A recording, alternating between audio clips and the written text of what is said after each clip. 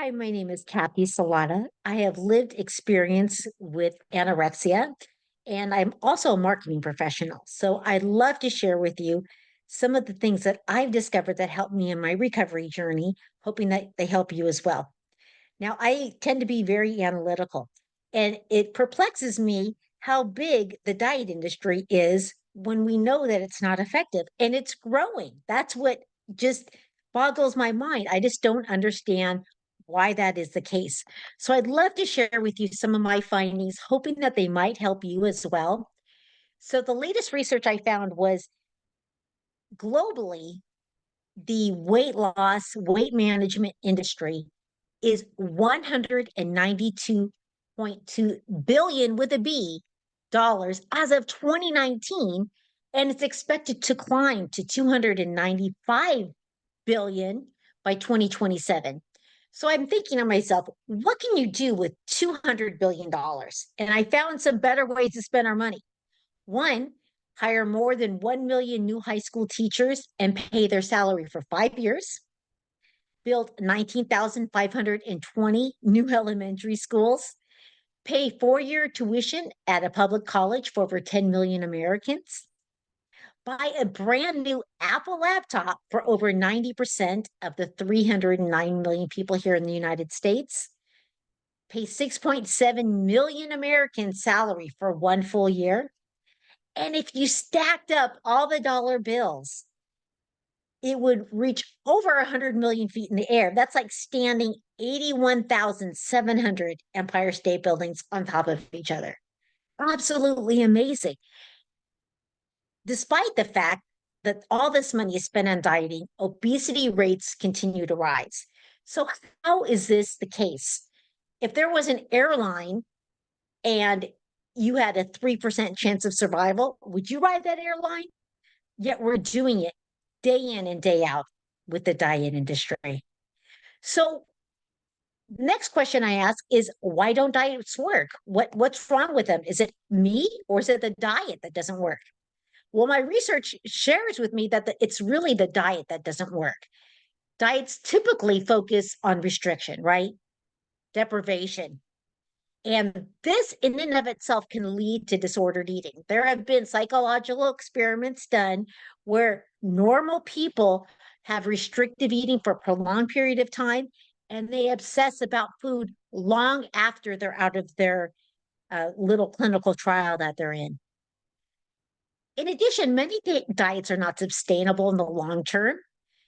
And if you don't pass or you don't succeed, you have a feeling of failure, a feeling of guilt when you're unable to reach that unattainable weight number, whatever that be. And then diets also don't consider the complex factors that go into weight gain.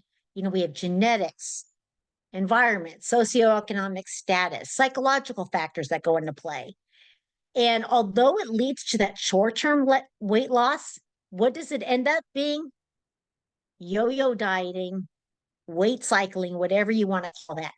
And that leads to a whole host of problems. When you have yo yo dieting, when you have weight cycling and your weight's going like a little roller coaster, it disrupts your body's metabolism. And when people have restricted diets, then metabolism can slow down as a result of just protecting itself, just to conserve energy. And then when the weight gain occurs, the metabolism's not going to return to that normal status that it wants to be at. This makes it easier to gain weight in the future. In addition to this, you have increased fat storage and decreased muscle mass. Because when you were losing the weight, you may not have been losing fat, but muscle instead. There could be nutritional deficiencies. Oh my goodness, some of the diets I've been on, I've cut out entire groups. And then there's always those chronic diseases that we have, um, including cardiovascular disease, hypertension, insulin resistance. These can all be as a result of yo yo dieting. There's those psychological effects, guilt, shame, frustration, self esteem, especially if you've gone out and told people you've gone on a diet and then you regain the weight. There's a lot of shame that goes on there. And then yo yo dieting might actually cause you to have a shorter life. It may actually reduce your longevity. So why do people still fall for diets? Well, I think that we love that quick fix solution, that promise of that rapid weight loss. In addition, we have a moral equivalence with thinness, health, beauty, with some moral attributes, which makes absolutely no sense. There's misinformation, there's unrealistic expectation. And we've normalized dieting behavior and diet culture in everyday conversations, social media. I invite you to go to your grocery store, get in the checkout line, and read all the magazine covers, and you'll see exactly we're in the water. We don't even know we're in this dieting water that we're in. So I'd love to share with you things that you can look out for so that you don't fall for this diet trap. One, beware of diets that promise rapid weight loss or guarantee results without any effort. Anything that sounds too good to be true probably is. Avoid diets that demonize specific food or food groups. There's nothing wrong with flour. There's nothing wrong with sugar. It's balance, variety, moderation. Be cautious of programs that require you to purchase specific supplements, replacements, branded foods.